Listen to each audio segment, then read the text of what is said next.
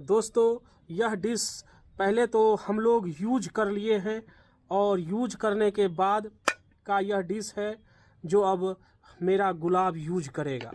यह जो प्लेट में दोस्तों आप लोग देख पा रहे हैं, यह यूज्ड की हुई चाय पत्ती है, जिसे हम लोग चाय पीने के बाद चाय बनाने के बाद जो छानने के बाद जो चाय पत्ती बचती है दोस्तों, उसे हम लोग के घर में यूं ही फेंक दिया जाता है।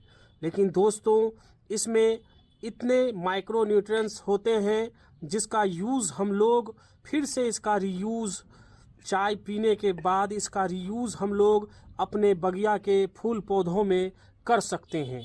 और यह सिर्फ गुलाब में ही नहीं दोस्तों, गुलाब के अलावा किसी भी तरह के फल फूल वाले पौधे में भी इसका उपयोग उतना ही चुस्ती दुरुस्ती के साथ किया जा सकता है और इसका रिज़ल्ट भी बहुत ही अच्छा आता है।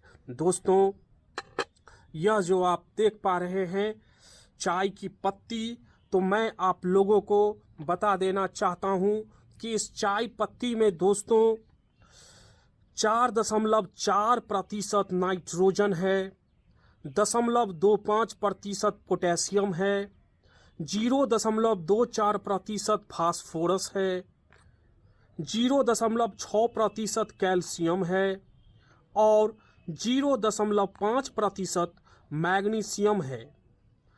जैसा कि हम सभी जानते हैं दोस्तों, अभी जो भी तत्वों का मैंने नाम लिया है वो सभी तत्व हमारे पौधे के ग्रोथ के लिए बहुत ही अच्छा माना जाता है।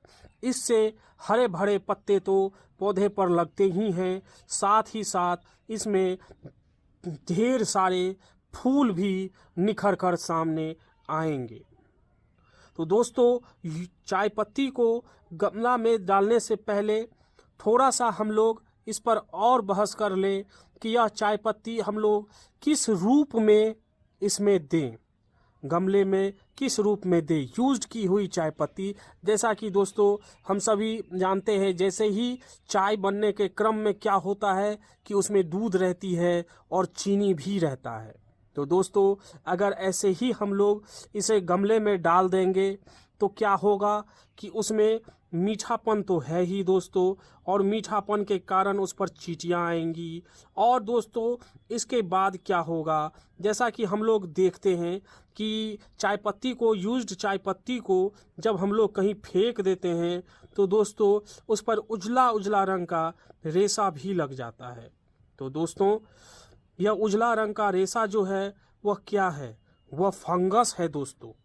मतलब कि वह एक ऐसा कीटाणु है दोस्तों जो हम लोगों के पौधों के लिए अच्छा नहीं माना जाता है दोस्तों, और वह जड़ को खराब कर देगा। तो उससे बचने के लिए दोस्तों हम लोग क्या करें, तो उससे बचने के लिए दोस्तों बहुत ही अच्छा उपाय है हम लोगों के पास कि जब यूज्ड की हुई चाय पत्ती है तो उसे धूप में सुखा लें या फिर उसे पानी में डाल दें और छोड़ दें, डिकम्पोस्ट कर ले उसे। जब वह डिकम्पोस्ट हो जाएगा और उससे जो बचा हुआ पानी मिलेगा दोस्तों उसे हम उसमें डाल दें। और इसके बाद अगर वह पानी में डालते हैं तो उसमें थोड़ा सा हम क्या कर सकते हैं कि उसमें थोड़ा सा अदरक भी मिला सकते हैं, हल्दी भी मिला सकते हैं, जिससे क्या एंटीटॉक्सिन जिससे बन जाएगा और वह कीटाणु सबको उसमें नहीं लगने देगा, मतलब पौधों के जड़ पर उसका अटैक नहीं होने देगा। तो इसका सबसे सरल उपाय वही होता है दोस्तों कि पहले इस चाय पत्ती को हम लोग कंपोस्ट कर ले, इसे बना ले और धूप में डाल के बना ले, धूप में डाल के इसे सुखा ले। और उसके बाद दोस्तों इसमें किसी भी तरह का इसमें उसके बाद फंगस अटैक नहीं करेगा और मेरे पास जितने भी तत्व मौजूद हैं वो सारे तत्व यूज्ड हो जाएंगे। तो दोस्तों चाय पत्ती का यह गुण है। तो दोस्तों आज मैंने भी इसे दिन में ही क्या किया था कि इसे सुखा दिया था, धूप में डाल दिया था।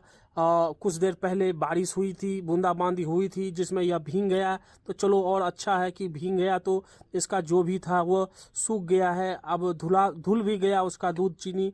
तो चलो दोस्तों अब ऐसा कोई बात नहीं है, अब इसे हम थोड़ा थोड़ा डाल देंगे अपने पौधे में। और पौधा में डालने के बाद दोस्तों क्या करेंगे कि इसे मिट्टी में इसी तरह से इसे मिला देंगे। और दोस्तों यह इसमें जितने भी तत्व पाए जाते हैं वो सभी तत्व इस मिट्टी में जब घुल मिल जाएंगे तो दोस्तों यह एक बहुत ही पौष्टिक वाला आहार इसे मिलेगा, मतलब कि इस गुलाब को मिलेगा। इसके अलावे दोस्तों, गुलाब के अलावे दोस्तों, जो डिफरेंट हमारे पास फूल लगे हुए हैं, मैं सब में उसका यूज़ भी कर लूँगा। चाहे वो एक्सोरा हो, चाहे वह गुलदावदी है, चाहे गेंदा हो, मैं दोस्तों सब में उसे डाल दूँगा। और इसका रिज़ल्ट भी बहुत ही लाजवाब रिज़ल्ट आता है दोस्तों, और हम लोग देखेंगे। अभी दोस्तों मैं यूज्ड चाय पत्ती को मिला रहा हूँ अपने इस गुलाब में। इस गुलाब का अपडेट वीडियो भी अभी तैयार हो ही गया है दोस्तों। कारण कि कुछ दिन पहले इसी गुलाब को मैंने आप लोगों को दिखलाया था कि उस समय इसमें कुछ भी नहीं था, और अभी आप लोग अगर ध्यान से देखें तो पाएंगे कि इस पर नई शाखाओं ने अपना डेरा डालना अब शुरू कर दिया है। तो दोस्तों देख सकते हैं कि यहाँ भी निकल गया है, यहाँ भी निकल गया है, यहाँ भी लाल कितना खूबसूरत निकल गया है दोस्तों। यहाँ निकल रहा है, यहाँ निकल रहा है। मतलब कुछ ही दिनों के बाद यह जैसे जैसे असर करेगा यह अपना काम निखर कर सामने आना शुरू हो जाएगा। और कुछ ही दिनों के बाद दोस्तों यह एक हरा भरा पौधा के रूप में हम लोगों के सामने में प्रस्तुत होगा, और ढेर सारे फूल भी इसमें लगेंगे। तो दोस्तों आज मैंने चाय पत्ती मिलाकर आप लोगों को दिखला दिया है, इसीलिए बेहिचक जब भी आपके घर में यूज होता है, चाय बनती ही है घर में, तो बोल दे घर में कि आप लोग उस चाय पत्ती को फेंके नहीं, कहीं पर स्टोर कर दे। और जब भी आप फ्री रहिए तो कम से कम 5 से 10 मिनट अपने पार्क में, अपने बगिया में बैठे और जो भी फूल वगैरह लगा रखे हैं उसमें दोस्तों इसे ज़रूर मिला दें। और यह बाज़ार में ख़रीदे हुए से तो ज़्यादा से ज़्यादा अच्छा है ही। बाज़ार में जो ख़रीदा हुआ लिक्विड फॉर्म में आता है या कुछ भी आता है दोस्तों, वह ज़्यादा दिन तक आपके मिट्टी को अच्छा नहीं रखेगा, वह ख़राब कर देगा दोस्तों। ज़्यादा दिन तक वह मिट्टी में उर्वरा शक्ति को वह नहीं रखेगा, वह क्या करेगा, उस उर्वरा शक्ति को वह ख़राब कर देगा दोस्तों। उससे बचने के लिए यह ज़्यादा अच्छा है कि हम लोग इस चाय पत्ती का ही यूज करें। और दोस्तों यह गुलाब है, गुलाब में अगर हम लोग इस तरह से चाय पत्ती का यूज कर लेते हैं तो देखते हैं कि हमको ऐसे ही नाइट्रोजन, पोटेशियम, फास्फोरस, मैग्नीशियम और कैल्शियम सब तत्व मिल ही जा रहा है दोस्तों। तो जब सब मिल ही जाएगा तब तो यह बहुत ही अच्छा हो जाएगा। इससे मिट्टी की उर्वरा शक्ति भी बढ़ जाएगी दोस्तों, माइक्रोब्स की संख्या भी बढ़ जाएगी, और यह बहुत ही ज़्यादा फूल देने योग्य हो जाएगा। तो दोस्तों हम लोग अपने घर में यूज्ड चाय पत्ती का ही यूज अपने फूल पौधा में करें। और बाज़ार से जो हम खरीद के लाते हैं दोस्तों, वह क्या करता है कि वह ख़राब कर देता है अपने मिट्टी को, और मिट्टी को ख़राब करने के बाद कुछ दिन तक तो जब तक पावर रहेगा आपके इस मिट्टी में तब तक तो वह बहुत अच्छा असर करेगा, लेकिन जब उसका पावर ख़त्म हो जाएगा दोस्तों तो उसके बाद वह अपने पौधा को, अपने कीमती इस पौधे को वह क्या करेगा, तो सुखाना शुरू कर देगा, सड़ाना गलाना शुरू कर देगा दोस्तों। और यह बहुत ही हम लोगों के लिए एक दुखदाई चीज़ होगा दोस्तों। और यह एसिडिक प्रकृति का होता है, यह जो गुलाब है वह आप सभी जानते हैं कि वह एसिडिक प्रकृति का होता है। तो इसीलिए एसिडिक सॉइल भी इसके लिए तैयार एक हो गया, एसिडिक सॉइल तैयार हो गया दोस्तों।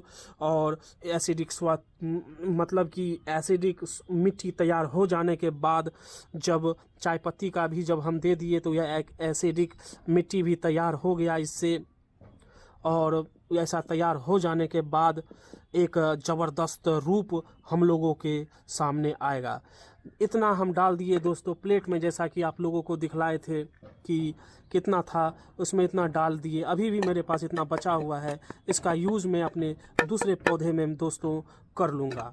और इसके बाद इसका जब अपडेट वीडियो में बनाऊँगा तो मैं आप लोगों को दिखलाऊँगा कि यह चाय पत्ती देने के बाद क्या सही में इस पर और भी आए हैं। गिन लीजिए दोस्तों, मैं अभी आप लोगों को कह रहा हूँ कि नोट्स गिन लीजिए, 1 2 और एक बड़ा वाला 3 और एक बड़ा वाला 4, यहाँ पर इतना नोट्स है अभी, और छोटा छोटा को मैं छोड़ दिया हूँ, ये 4 देख रहा हूँ। 4 के अलावा डिफरेंट दोस्तों जितना अगर इस सप्ताह में निकलता है तो हम लोग समझेंगे कि क्या यह सही में काम कर रहा है। ठीक है दोस्तों, अब मिलते हैं अगले वीडियो में, तब तक के लिए धन्यवाद। जाते जाते दोस्तों एक रिक्वेस्ट है, एक निवेदन है कि चैनल को सब्सक्राइब करना ना भूले, बेल आइकन दबा दे, लाइक करें, कमेंट करें, और मिलते हैं दोस्तों अगले वीडियो में, तब तक के लिए धन्यवाद।